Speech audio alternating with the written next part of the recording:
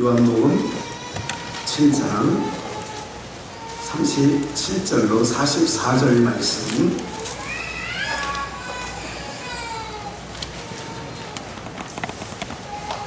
찾으신 줄 알고 우리 모두 합독하겠습니다. 시작. 명절날 곧 큰날에 예수께서 서서 외쳐 가라사대 누구든지 목마르거든 내게로 와서 마시라. 나를 믿는 자는 성경에 이른 것 같이 그 배에서 생수의 강이 흘러나리라 하시니, 이는 그를 믿는 자의 받을 성령을 가르쳐 말씀하신 것이라. 예수께서 아직 영광을 받지 아니하신 거로 성령이 아직 저희에게 계시지 아니하시더라. 이 말씀을 들은 무리 중에서 혹은 이가 참으로 그 선지자라 하며 혹은 그리스도라 하며 어떤 이들은 그리스도가 어찌 갈릴리에서 나게 있느냐, 성경에 이르기를 그리스도는 다윗의 씨로 또 다윗의 살던 촌 베들레헴에서 나오리라 하지 아니하였느냐 하며, 예수를 인하여 무리 중에서 진론이 되니 그 중에서 그를 잡고자 하는 자들도 있으나 손을 드리는 자가 없었더라. 아멘. 옆에 있는 분과 인사 나누겠습니다. 옆에 계셔 주셔서 행복합니다. 한번 인사할까요? 옆에 계셔 주셔서 행복합니다.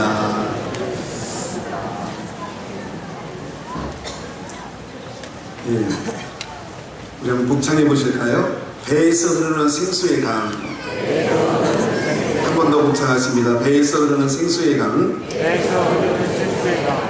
교회 한번 오셔서 이렇게 말씀 한번 복창하시고 또 이렇게 제목이라고 한번 이렇게 불러봐야, 예배 끝나고 가면 언제 내가 예수를 믿었느냐 하고 일주일 내내 교회와 담쌓고 살다가 또 이렇게 주일이면 성도 있냐 또 크리스찬 있냐 이렇게 하나님 앞에 나와서 예배하는 모습이 오늘 우리의 모습이 아니겠는가, 이런 생각을 해보기도 합니다. 그래서 오늘 이렇게 한번 말씀도 같이 읽어보기도 하고 또 같이 복창도 해보는 겁니다. 오늘 현실이 그렇지 않느냐 그런 생각을 해봅니다. 날씨는 점점 무더워지고요. 우리나라 기후가 점점, 동남아시아에 여행을 해보신 분들은 아시지만 그쪽 기후하고 얼마나 흡사 같은지 정말 익숙하지 않죠, 이 기후에. 그러나 이 모든 것도 우리에게 하나님께서 이길 힘을 주실 줄 믿습니다. 오늘 배에서 흐르는 생명수, 생수의 강.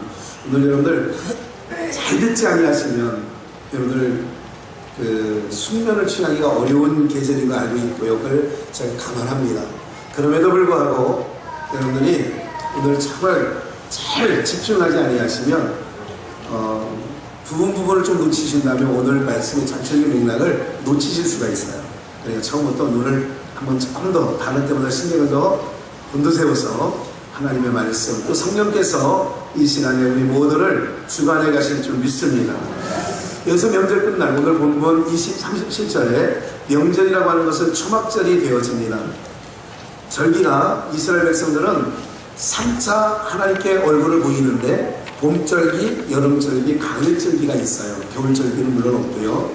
봄절기 안에 6월절, 무교절 안에 있는 6월절이 있어요. 6월절은 바로 뭐냐면 예수님의 죽으심을, 십자가에서 피 흘려 죽으심을 상징하는 6월절이 있어요. 그리고 예수님께서 죽으시고 무덤에 내려가셨어요. 장사되었지요. 그거를 기념하여 무교절이 있습니다. 그리고 예수님께서 부활의 첫 열매가 되셔서 3일 만에 부활하셨죠. 그래서 그들에게 이게 초실절이라고 하는 게 있어요. 이게 봄절기입니다. 이게 봄절기고요. 그 다음에 이제 여름절기가 있어요. 여름절기는 50일 후에 바로 맥추절이라고도 하고 오순절이라고 하고 칠칠절이라고도 하는 바로 그런 절기가 다가오는 거죠. 그리고 나서 수장절이라고 있습니다. 네, 가을절기입니다. 그거는 오늘 이런 모든 절기가 이스라엘에게 봄, 여름, 가을로 해서 세 절기가 있는데요. 오늘 초막절이라고 하는, 오늘 여기서 37절에 명절 끝 곧 큰 날이라고 하는 여기서 명절은 어떤 절기냐면 초막절입니다. 초막절이라는 건 이런 거예요. 여러분 잘 기억하실 것은 이스라엘 백성들이 애굽에서 430년간을 종살이하고 살아요. 430년간 종살이하고 살다가 하나님이 모세를 세워서 아브라함에게 하신 약속을 이루시기 위하여 그들을, 이스라엘 백성들을 약속의 땅 가나안 땅으로 이끌기 위하여 출애굽시킵니다. 그 출애굽을 시켜서 홍해바다를 건너서 그들이 이제 어디서 거하게 되느냐면 그 애굽에 있을 때는 집에서 거했잖아요. 그래서 이제 빈들 광야 초막에서 거하게 되는 것을 상징하여서 초막절을 율법에 의하여 하나님께서 명하셨죠. 초막절이라고 하는 절기를. 근데 이 초막절이 어떤 의미를 갖고 있느냐 하면 이런 거예요. 하나님은 보이지 않는 말씀이세요. 로고스. 말씀 자체는 보이지 않습니다. 근데 태초에 말씀이 계시니라 이 말씀이 하나님과 함께 있고 이 말씀이 곧 하나님이시니라. 그러면 그 말씀이 하나님이시라면 그 말씀이 요한복음 1장 14절의 말씀이 육신이 되어 우리 가운데 거하심에 바로 말씀이 육신이 되어 오신 분의 이름을 예수라고 합니다. 성자라고도 하고요. 그러니까 말씀이신 보이지 아니하신 하나님 말씀이신 그분이 육체를 입고 오실 것을 기념하기 위하여 초막절이라고 하는 것을 절기 가운데 구약의 절기 가운데 담아 놓으셨어요. 그릇이라고 하는 게 왜 필요하냐면 이 그릇은 물을 담아 놓기 위한 그릇입니다. 여러분들이 이제 점심을 드시게 되는데 그 점심을 드실 때는 국그릇이 있고 반찬 그릇이 있어요. 무엇을 담기 위한 그릇이라고 하는 거예요. 그러니까 육신이라 말씀이 육신이 되어 오셨다라고 하는 걸 기념하기 위하여 초막 불초자를 써가지고요 원도막처럼 초막을 져서 그래서 거기서 일주일 정도를 기거하게 되어 있어요. 그 절기를 이렇게 그 대대로 이스라엘 백성들이 그 초막절이라는 절기를 대대로 지켜왔는데 이 초막절이라고 하는 것은 세 가지 특징이 있어요. 초막절이라고 하는 것은 어떤 게 있느냐면 이 초막절 절기 안에 초막절 안에는 세 가지 일을 행했는데 이스라엘 백성들이 첫째가 물을 상징하는 그 물축제가 있습니다. 초막절 안에 무슨 축제가 있다고요? 첫째 물축제가 있어요. 두 번째 불축제가 있어요. 초막절 안에 불축제가 있어요. 세 번째는 해돋이 해를 맞이하는 그 해맞이의 축제가 있습니다. 이것을 가리켜서 바로 초막절 세 가지의 일들을 행하는데 그것을 역사적으로 한번 보실 거예요. 잠깐 이것을 좀 지식적으로 좀 여러분이 알고 계셔야 되니까 민수기 21장 10절 말씀 처음에 물축제라고 그랬잖아요. 민수기 21장 10절 말씀에 보시면 모세와 아론이 총회를 그 반석 앞에 모으고 모세가 그들에게 이르되 패역한 너희여 들으라 우리가 너희를 위하여 이 반석에서 물을 내라. 그러니까 이스라엘 백성들이 광야길을 걷다가 얼마나 찌릿듯한 태양볕에 물을 안 드시면 안 되잖아요. 그러니까 그 물을 어디서 내시느냐 반석을 모세가 지팡이를 쳐서 물을 내게 해서 그 물을 마시게 했습니다. 그래서 이걸 상징해서 시편에는 이렇게 말하고 있어요. 이제 역사가 좀 흘러가서 구약의 성도들 가운데 시편 78편 15절에 이렇게 말하죠. 광야에서 반석을 쪼개시고 이 광야에서 반석을 쪼개시고 깊은 수원에서 나는 것 같이 저희에게 물을 흡족히 마시우셨으며 그러니까 출애굽하여 광야 생활은 무슨 얘기냐면 초막 생활이란 말이에요. 그래서 광야 생활을 기념하기 위하여 초막절이라고 하는 게 있는데 그게 영적인 의미에서는 말씀이신 하나님이 육신을 입고 오실 것에 대한 예표적 사건이라고 하는 것을 여러분들이 놓치지 아니하시기를 주의 이름으로 축원합니다. 애굽에 있을 때는 집을 짓고 살았는데 광야 40년 동안에는 어떻게 살았다고요? 초막에 거하였다는 것을 상징한다는 거예요. 이게 역사적인 상징은 그런 의미예요.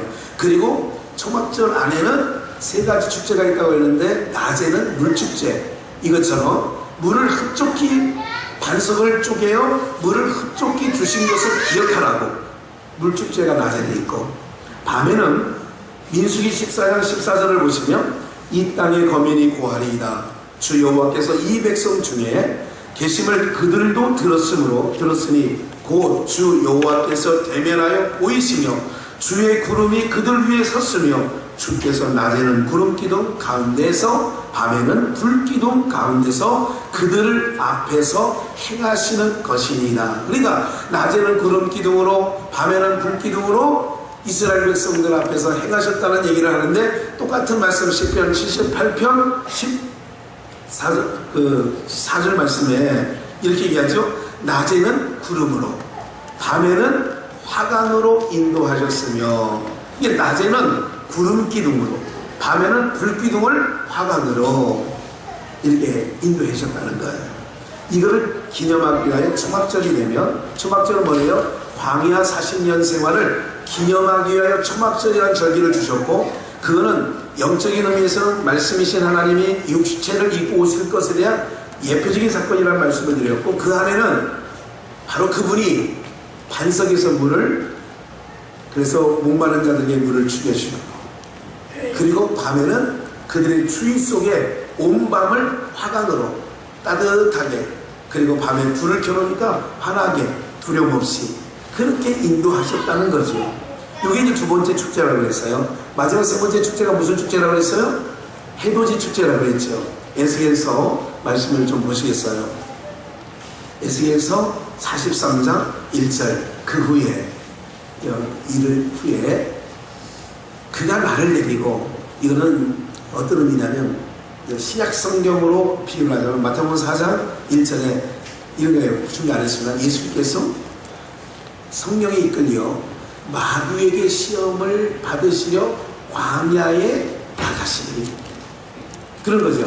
예수께서 성령에 이끌려 마귀에게 시험을 받으려 광야에 나가셨다. 그런 거예요. 그 위에 그가, 이거를 신학적인 표현을 하면 성령께서 에스겔 선지자를 이끌고 데리고 어디 가느냐? 문. 이게 지금 여러분들 출입문. 문에 이르니 곧 동쪽으로 향한 문이라. 이거를 동문 그런 문. 동쪽으로 향한 문이 있다고 해서 무슨 문이요? 동문. 북쪽으로 향한 문을 잘하시네요. 어떻게 그렇게 잘하죠? 성경 지식이 너무 타고네. 서쪽으로 향하는 문은 와, 감탄할 수밖에 없어요. 남쪽으로 향하는 문도 너무 이렇게 이것도 아셔야 되는데, 그런 동서남북 문이 있는데 그 인분이나 가축의 똥을, 그러니까 걸음하려고 나가는 문이 있어요. 이 문을 무슨 문? 분문. 그 분문이라고 그래요. 이게 이제 예루살렘 성에는 그런 문들이 있었다는 거예요. 그러니까 여기에 중요한 문이 있는데, 동향이라는 문, 이게 굉장히 중요한 문이에요. 서문, 남문, 북문, 이게 그렇게 중요하지 않아요? 동문. 그러니까 동쪽으로 향한 문이 있는데, 향한 문이라 계속해서 이스라엘 하나님이 영광이, 그러니까 이스라엘 하나님의 영광이 동편으로부터 오는 거예요. 그래서 동편으로부터 오는데, 하나님의 음성이 물소리 같고 땅은 그 영광으로 인하여 빛나니, 그 모양이 내가 본 이상, 곧 전에 성읍을 멸하려고 올 때에 보던 이상과 같고, 그만 하숫가에 보던 이상과도 같기로 내가 곧 얼굴을 땅에 대고 엎드렸더니 여호와의 영광이, 이번에 합독합시다. 시작. 여호와의 영광이 동문으로 말미암아 쳐들어들어. 그러니까 여호와의 영광이 무슨 문을 들어와요? 그러니까 다른 문 아니야. 동문을 통하여 여호와의 영광이 들어오는데, 5절 성신이, 신약적 표현으로 성령이 나를 데리고 안뜰에 들어가시기로 내가 보니 여호와의 영광이 전에 가득하더라. 그러니까 여호와의 영광이 동문을 통하여 들어왔는데, 내가 성전 안에 들어가 보니까 여호와의 영광이 그 성전 안에 가득했다. 그런 얘기입니다. 이게 지금 43장인데 44장 1절을 보시면, 그가 또 이제 성령이 나를 데리고 성소 동향, 그러니까 동향한 바깥문에 들어오시니, 그 문이 닫히었더라. 그 문을 닫아놨어요. 여호와께서 내게 이르시니, 이 문은 닫고 다시 열지 못하리니, 이 문이 한번 닫으면 다시 열지 못하리니 아무 사람도 그리로 뭐 할 수 없어요? 그러니까 동문은 닫아놓고 출입할 수 없는 문이에요. 다른 문은, 우리도 동대문, 남대문, 이쪽 서대문 있는 거 있잖아요. 그래서 거기 이제 그 사대문 아니라고 하잖아요. 그 문 안에 문을 딱 닫고, 밤이 되면 닫고, 그래서 그 사대문 안에 아무나 들어올 수 없도록 문지기가 지키고, 과거에 알고 계시죠? 우리 여러분들은 다 말 타고 그 문을 통과했지만, 여기 없는 사람들은 아마 거의 함부로 들어갈 수 없는 곳이죠. 그렇게 되는데, 어쨌든 그리로 돌아가지 못할 것은 계속 이스라엘 하나님 나 여호와가 그리로 들어왔습니다. 그러니까 사람들이 함부로 들어갈 수 없는 그 동문은 닫아놓고 누구도 들어갈 수 없는데 왜 그 문을 닫아놓고 들어갈 수 없느냐? 이스라엘 하나님 여호와가, 나 여호와가 그리로 들어가셨기 때문에 그 문은 닫아놓고 출입하지 말라는 거예요. 여기까지 좀 어느 정도 이게 잘 아시죠? 성경 많이 안 읽은 분들은 뭐 에스겔이 뭐 어디 붙었는지 잘 모르시겠지만 그래도 이럴 때 한번 읽어보는 거예요. 그래서 한번 좀 더 46장으로 넘어가서 1절입니다. 또 다시 나 주 여호와가 말하노라. 안뜰 동향한 문, 동문이죠. 동쪽으로 향한 문을 일하는 6일 동안을 닫되 안식일에는 열어놓으라는 거예요. 그러니까 엿새 동안은 문을 닫아놨다가 안식일 되면 문을 열어놓고 열며 월삭에도 문을 열고 왕은 바깥문 현관을 통하여 들어와서 문벽 곁에 서고 제사장은 그를 위하여 번제와 감사제를 드릴 것이요 왕은 문통에서 경배한 후에 밖으로 나가고 그 문은 저녁까지 닫지 말 것이며 안식일이나 월삭 때는 저녁 때까지 문을 닫지 말라는 거예요. 이 땅 백성도 안식일과 월삭의 이 문통에서 나 여호와 앞에 경배할 것이며 이 땅의 백성도 그 문 앞에 동문을 향하여 그렇게 하는 거예요.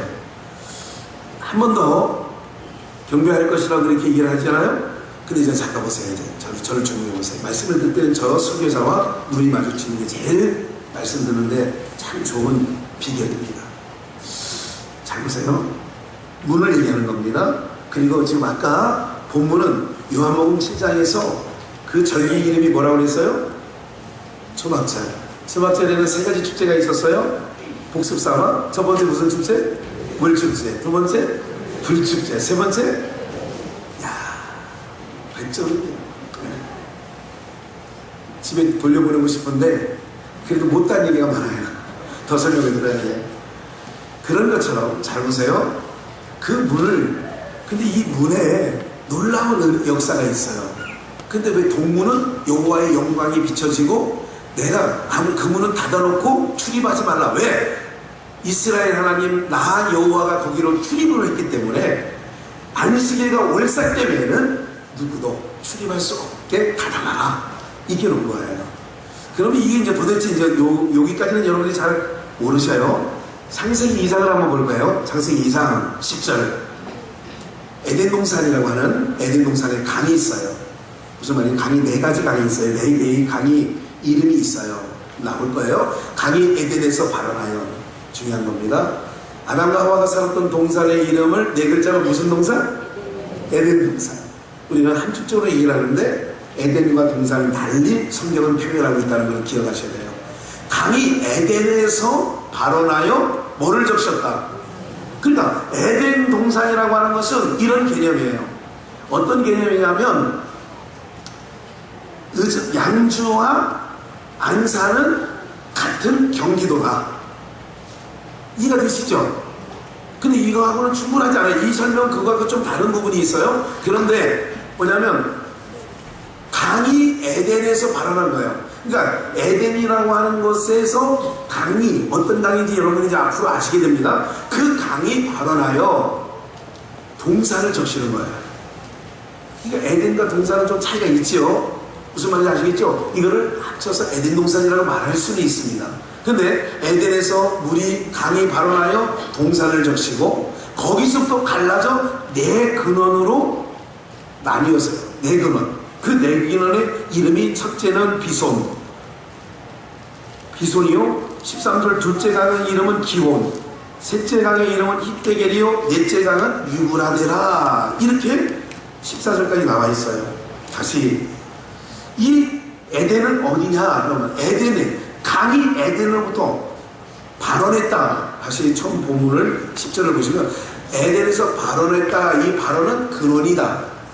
시작점인 거예요. 여기가 시작점이에요. 그러니까 강이 에덴에서 발원했다라고 하는 것은 근원이라는 거예요. 뿌리라고 하는 거예요.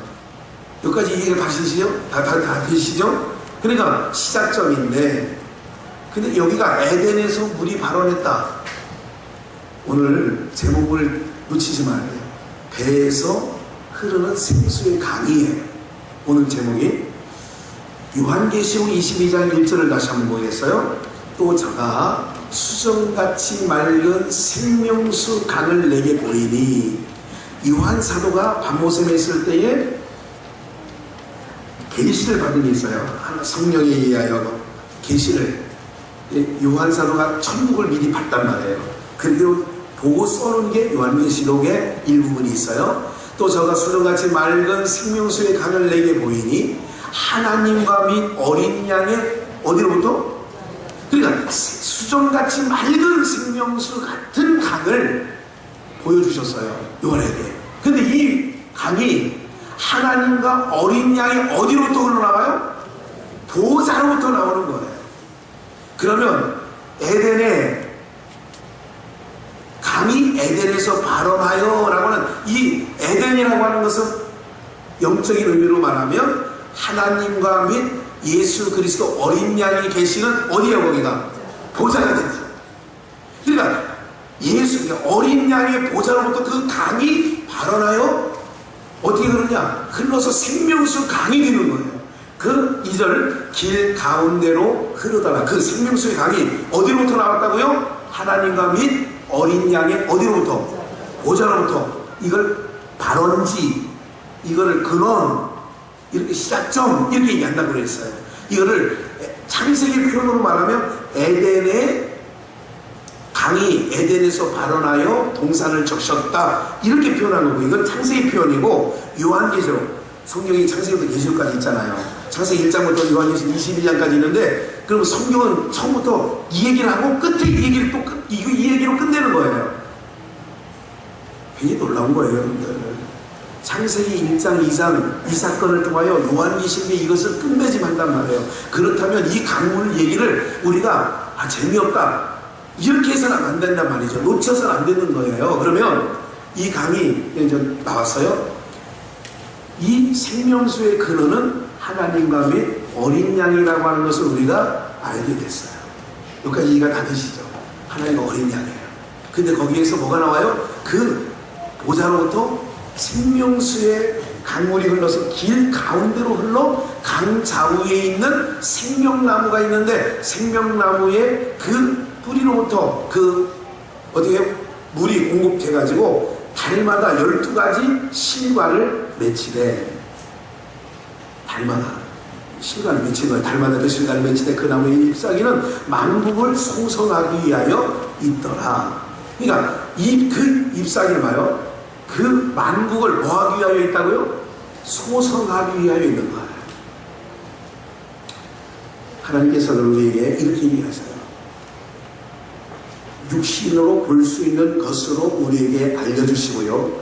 그 보이는 것은 아무것도 아니라 보이지 아니하는 세계가 있다. 무엇을 보니까? 보이는 것을 보니까 보이지 아니하는 세계가 있다. 그래서 바울 사도는 보이는 것은 잠깐이요, 보이지 아니하는 것은 영원하다는 것을 발견하게 된 거예요. 그러면 똑같은 사건이 우리에게도 있어야 되는데 봐요. 요한복음 14장 20절에 보면 이렇게 말씀하셨어요. 예수님께서 그날에 언제예요? 이건 요한복음 14장이에요. 그날에는 언제의 그날이에요? 잘 모르시죠? 알려드릴게요. 그날에는 내가 아버지 안에, 너희가 내 안에, 내가 너희 안에 있는 것을 너희가 뭐 한다고요? 알리라. 굉장히 중요한 얘기입니다. 그럼 여기서 그날에는 언제가 그날이냐? 이 요한복음 14장은 어떻게, 나는 길이요 진리요 생명이라는 말씀도 있는 거고요. 하늘의 밀이 땅에 떨어져 죽지 아니하면 썩지 아니하면 하늘 그대로 있고, 그 말씀도 요한복음 14장에 있는 내용이에요. 그런데 그날에는 내가 아버지 안에 있고, 그날이 중요한 거예요. 그러면 봐요. 너희가 내 안에 있고 내가 너희 안에 있는 것을 너희가 아는 거예요. 그날에. 그러면 봐요. 여러분들 안에 예수 그리스도가 계세요, 안 계세요? 고린도후서 13장 5절에 이런 말씀이 있어요.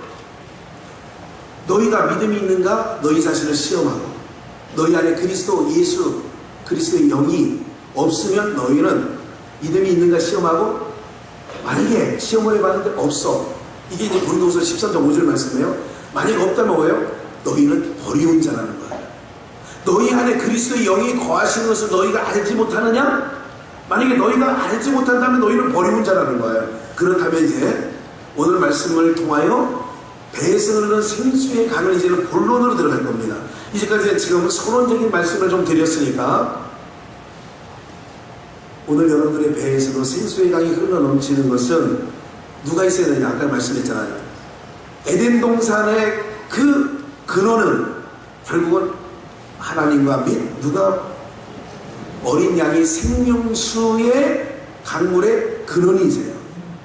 그러면 그 생명수의 강의 근원이신 하나님께서, 예수님께서 누구 안에 계시면, 우리 안에 계시면 어떻게 계시느냐? 성령으로 우리 안에 거하시는 줄 믿습니다. 그래서 그날에는, 아까 그날은 언제냐? 내가 인자가 십자가에 죽으시고, 이게 이제 아까 그랬잖아요. 이 3차 절기, 6월절 죽으시고, 무교절 무덤에 들어가시고, 초실절 부활하시고, 그리고 나서 여름절기 50일이 지난 안식일, 77절 안식일이 7번 지난 그 다음날이 오순절인데, 그 오순절날 성령 강림의 역사가 오는 거예요. 그러니까 그날에는, 얘기라고 하는 그날은 언제냐? 오순절, 예수님이 십자가에 죽으시고 부활하시고 승천하셔서, 그리고 나서 오순절 되는 마가의 다락방에서 오순절날 성령이 임하시잖아요. 그날이 그날이에요. 이해가 되시죠? 그러니까 성령님이, 내가 아버지께로 가고 성령님을 내가 너에게 보내주는데, 성령이 너희에게 임하면 그 성령님이 어디 가느냐? 너희 안에 내가 거하겠다는 거예요. 이해가 되시죠? 예수님 우리 안에 계시면, 아까 그랬잖아요. 어린 양의 보좌로부터 그 강물이 흘러나가는 것처럼 오늘 여러분들 안에 예수 그리스도가 성령으로 자정하고 계시면 여러분들도 어떻게 나와야 돼요? 여러분들 배에서 뭐가 흘러나와야 돼요? 생수의 강이 흘러나와야 돼요. 그럼 여러분들이 생수의 강이 흘러나오고 있어야 되는 게 나와야 돼요. 그게 증거죠. 그 예수님 내 안에 있다는 증거가 뭐냐? 내 안에서 생수의 강이 흘러나와야 돼요. 그거를 바울 사도는 갈라디아 교회에서 뭐라고 했냐면, 성령의 9가지 열매, 생명나무가 있고 실과를 맺는다고 그랬잖아요. 그 실과가 바로 뭐냐면 성령이 맺혀주는, 성령이 아니면 안 되는 9가지 열매가 맺혀지게 되어지는 줄 믿습니다. 제 설교를 처음 들으시거나 어쩌다 들으시거나 그러시면 참 오늘 설교 내용이 쉽지는 않은 내용입니다. 그러나 어렵진 않은 내용이에요. 왜? 성령께서 깨닫게 하시면 어렵지 않을 줄 저는 믿습니다. 왜냐하면 진리는요, 학문이 뛰어나다고 아니에요. 절대 그런 거 아니에요. 대학 나왔다고 진리를 모를 수 있다니까. 성령께서 깨닫지 못하게 하시면 못 누른 거예요. 내가 남노고 기억자를 모르는 한글도 난 못됐다 그래도 오늘 복음은 듣는 거니까 들려질 때 성령님이 역사하실 때에 깨달아지는 자도 있게 되어질 줄 믿습니다. 그게 놀라운 거죠. 국어는 그래서 학력과 관계 없어요. 세상 지식이 많고 적음과 전혀 상관이 없어요. 무슨 말인지 아시겠어요? 오늘 사랑하는 여러분들 배에서 뭐가 나오냐? 주님이 내 안에 계시고 그러니까 너희가 내 안에, 내가 너희 안에, 내가 아버지 안에 거하는 것을 너희가 그때에는 아니까, 그날에는 언제 성령님이 우리 가운데 오시면 아신다는 말씀이 오늘 그 얘기예요. 그렇다면 에스겔서를 다시 한번 가볼게요. 아까 46장까지 읽었고 47장 1절을 보시면, 그가, 아까 성령께서 그죠, 하나님 주의 영이 나를 이끌어 어디로 가느냐? 전문 내 이르시니 전의 전면에 동을 향하는데, 이게 무슨 문? 동문. 그 문지방 가요. 잘봐요. 동문을 향한 문지방에 문지방 밑에서 뭐가 흘러나와요? 물이 나와서 동으로 흐르다가 그 문에 전 우편 재단, 남문이죠. 남편으로 흘러내리더니 그가 또 나를 데리고 북문, 북쪽에 있는 문이에요. 북문으로 나가서 바깥길로 말미암아 꺾여 동향한 바깥문에 이르기로 본즉 물이 그 우편에서 승이 오는 거야. 이게 어디서 발언한 거예요? 동에서. 그래서 남편으로, 아니 북편으로 이렇게 흘러가는 거잖아요. 지금 우편에 스며 나오더라. 그 사람이 손에 줄을 잡고 동으로 나가며 1,000척을 청량한 후에 나로 그 물을 건너게 하시니 물이 어디에 찼어요? 발목에 찼어요. 오르더니 다시 1,000척을 청량하고 나로 물을 건너게 하시니 물이 또 어디까지 찼어요? 무릎까지 찼어요. 다시 1,000척을 청량하고 나로 물을 건너게 하시니 물이 또 어디까지 올라왔어요? 허리까지 올라왔어요. 다시 1,000척을 청량하니 물이 다시 내가 건너지 못할 강이라. 그 물이 장이라여 헤엄할 물이요 사람이 능히 뭐하지 못할 물이 됐어요? 건너지 못할 강이 되었어요. 물이 그 동편에서 나오는 문지방에서 나오는 물이 흐르더니 남문으로 북문으로 이렇게 흐르더니 나중에 1,000청량을 해보니까 발목에 차던 게 무릎에 차던 게 허리에 차던 게 나중에 마지막 때 보니까 헤엄쳐 능히 건너지 못할 강이 되었더라. 그가 이르시되 인자야 내가 이것을 보았느냐 하시고 이걸 지금 보여준 거니까 그 영적으로 계시를 해준 거니까 나를 인도하여 강가로 들어가게 하시기로 내가 돌아간 즉 강 좌우편에 나무가 심이 많더라. 비슷한 풍경이죠. 요한계시록 22장하고 그래서 비슷하잖아요 지금. 그러니까 모든 말씀이 예수 그리스도 한 분으로 귀결되는 거예요. 모든 말씀이. 그러니까 이게 이제 에덴 동산에서 물이 발현했다. 거기에 생명나무 심가가 있다. 그리고 시편의 23편 여러분이 잘 아신 것처럼 여호와는 나의 목자시니 그리고 나를 푸른 잔잔한 풀가로 그리고 그 잎사귀를 말하는 다 나오잖아요. 힘이 많더라. 8절 그가 내게 이르시되 이 물이 동방으로 또 향하여 흘러 동방으로 또 향하여 아라바로 내려가서 바다에 이르니 이 흘러내리는 참 중요한 물이 나와요. 이 물이 흘러내리는 물로 그 바다의 물이 어떻게 함을 입었어요? 소성함을 얻을지라. 이 물이 흘러가는데 어디에다니까 이 내리는 물이 지금 성전으로부터 내려오는 물이 흘러서 이 물이 닿는 곳마다 소성하는 거예요. 굉장히 중요한 얘기입니다. 소성함을 얻을지라. 9절 이 강물이 이르는 곳마다 봐요. 이 강물이 도대체 이게 생명수의 강물이라고 그랬어요. 에덴에서 발언한. 그리고 요한계시록에서 생명수 보잘부터 나오는 생명수 강물이에요. 그러니까 예수님께서 나를 믿는 자는 누구든지 그 배에서 나를 믿는 자는 그 배에서 생수의 강이 넘쳐흐른다는 거예요. 예수님께서 하신 말씀을 좀 이따 또 한번 읽어볼 건데 9절 다시 한번 이 강물이 이르는 곳마다 번성하여 모든 생물이 살고 이 물이 가는 곳마다 생물이 살고 또 고기가 심이 많으리니 이 물이 흘러 들어감으로 바닷물이 소생함을 얻고 이 강이 흐르는 각처의 모든 것이 살아납니다. 또 이 강가에 어부가 설 것이며 엔게디에서부터 에네글라임까지 금을 치는 곳이 될 것이라. 이 고기가 각기 종류를 따라 큰 바다의 고기같이 심이 많으려니와 그 진펄과 개펄은 소송되지 못하고 소금 땅이 된다. 그렇지 못한 땅이 되는 거예요. 그 땅이 일본이 될 수 있고요. 복음이 들어가는데 1%밖에 안 돼요. 복음화율이 안 되는 거예요. 그 땅이.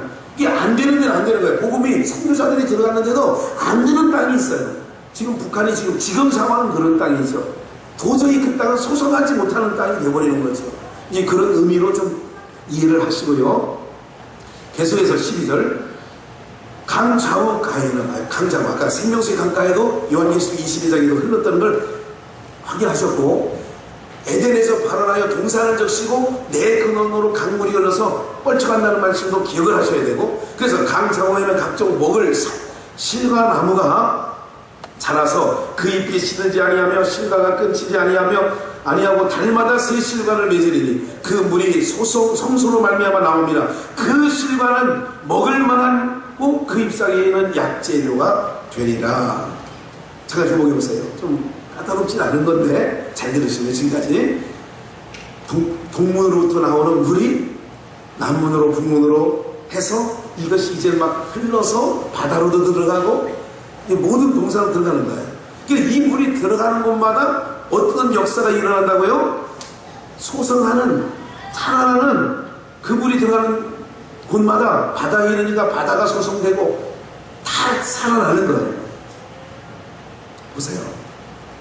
제가 이제 본론적으로 말씀을 좀 드리려고 우리나라 역사가 4,300년이 됐어요. 단군일에 4,300년. 4,300년 동안 130년 정도, 150년 잡아도 되고요. 130년 정도를 빼버리면 4,200년. 그러니까 4,200년 정도의 복음이 들어오기 전 조선 땅은 이번에도요, 남자 양궁이 달기시죠. 금메달이더라. 자녀들아, 박태환은 예수 달라고. 너무 안타까워. 예?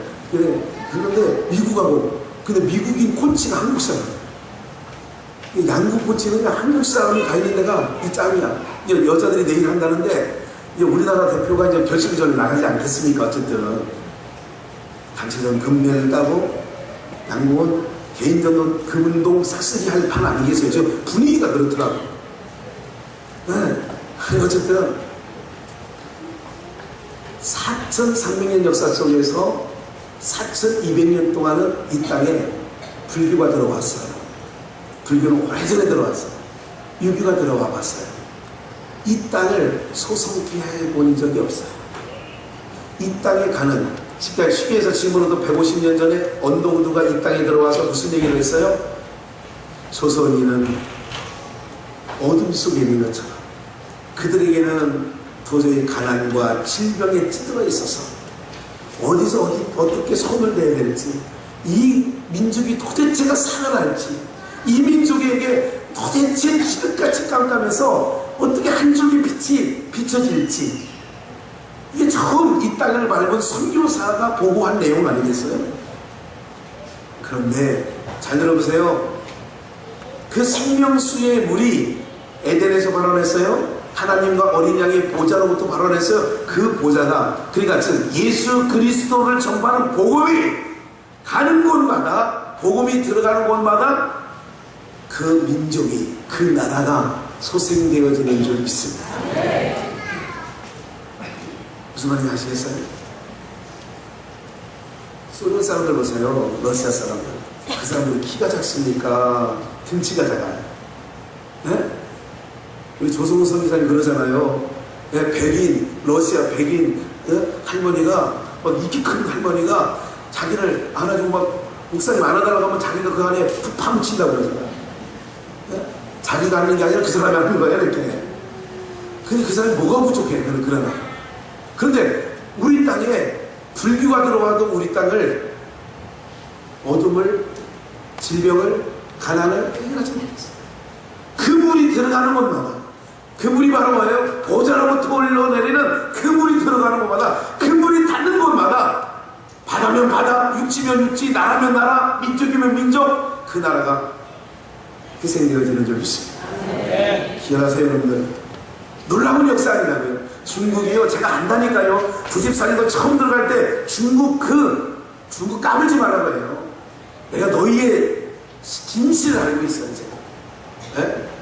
아니, 너희처럼 진짜, 아니, 세상에 1994년도인데도 화장실에 휴지도 없고, 세상에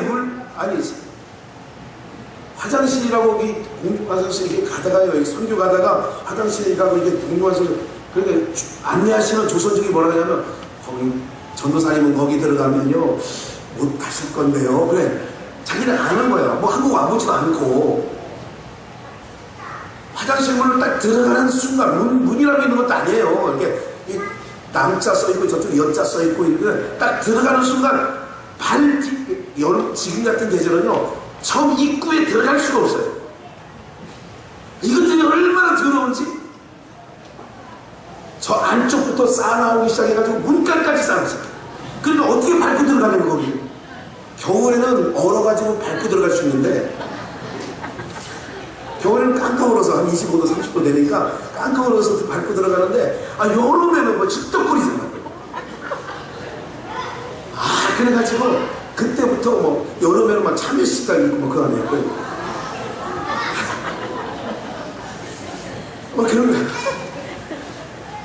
그래서 이제 중국을 그때부터 안 먹는 거야. 여행 간다 그러면 안 먹는 거야. 어디 이동한다 그러면 안 먹는 거야. 물도 안 먹어. 안 먹어야 안 나오는 거니까. 그냥 안 먹어. 무조건 안 먹어. 이랬던 나라입니다, 그 나라가. 근데 20년 만에요 진짜 개벽을 했죠. 왜요? 예수 그리스도의 그 복음의 물이, 어린 양으로부터 나온 보좌의 물이 들어가는 곳마다 소생하잖아요. 이게 지금 겉역사, 그러니까 보이는 면에서도 그 겉역사가 나오는 거니까. 여러분들 동남아시아에 수많은 선교사님이 가 있어요. 태국만 해도 수백 명의 한국 선교사님이 가 있어요. 캄보디아요 엄청나게 개발되고 있어요. 아니 세상에 베트남이 금메달 하나 땄다라니까 깜짝 놀랐어요. 깜짝 놀라서 아직 중국은 아직 못 땄는데 베트남 땄고 아르헨티나 우리나라 맺혀가지고 우리는 은메달 걔네는 금메달 떴더라니까. 태국이 지금 배구가요 우리 배구는 지금 한중일 뭐 이런 식이었잖아요 옛날에는. 근데 지금은 태국보다 배구 못해 지금. 언제부터 그래요? 복음이 들어가서 선교사 들어가면 이제 축구도 태국한테 쉽지 않을 거예요. 열대지방에서 사는 아이들은 몸이 야들야들하거든. 왜 그래요? 여러분 그 물이 흘러들어가는 권역사 경제가 회복되고 막 이렇게 회복돼요. 이거 권역사예요.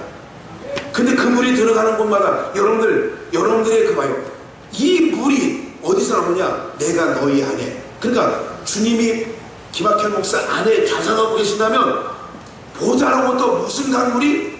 생명수의 강물이 흘러내릴 거 아니냐 이거예요. 그것을 그래서 받을 성령을 가리켜 말씀하심이라.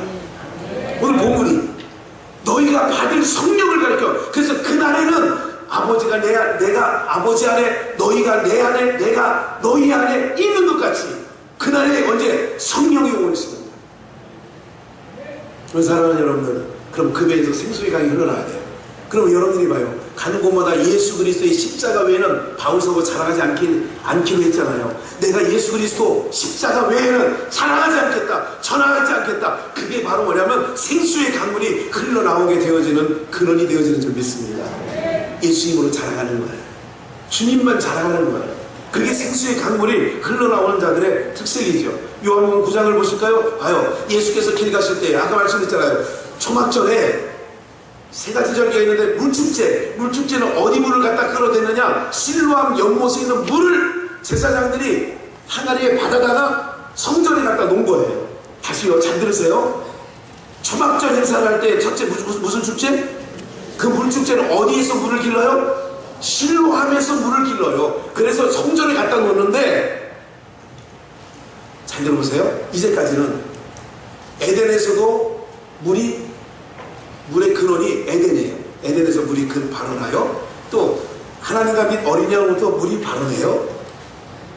그런데 성전에서 아까 했잖아요. 동문에서 물이 발원해가지고 북문 남문을 걸쳐서 바다로 흘러들어가는 강에 그 흘러들어가는 곳마다 다 소생케 되더라. 여기까지 다 이제 이해를 하셨잖아요. 그러면 봐요. 제가 다시 오늘 본문 위에 성전에 누가? 제사장들이 어디에서 물을 길러와요? 실로암에서 물을 길러 온다는 얘기는 어폐가 있어요?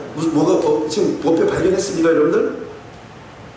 다시 성전에서 과거에는 동문으로부터 물이 흘러서 이렇게 해나가야 되는 게 성전이야. 근데 성전에 물을 갖다 놓으려고 실로암에 가서 물을 길러다가 갖다 놔. 그러면 이 성전은 어떤 성전일까요?